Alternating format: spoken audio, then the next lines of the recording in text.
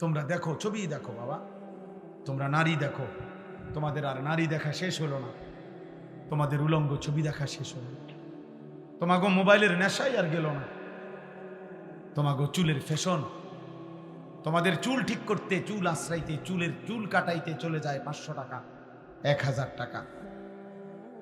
চলো ঠিক আছে বাবা, চলো। দুই একজন মাশাআল্লাহ হাসতেছে, খুশি মাশাআল্লাহ, মুসলমানের এই পরিমাণ জুলুম, আমি হাসলাম। প্রতিবন্ধী যে কি বুঝে না তাও জানে না, কি জানে না তাও জানে না, কান্না উচিত না হাসা উচিত তাও জানে না। গুনাহ তারে এত মাতাল বানায় দিছে, আল্লাহর অবাধ্যতা নাফরমানি তাকে এভাবে পাগল বানায় দিছে, সে আর কিছুই বুঝে না।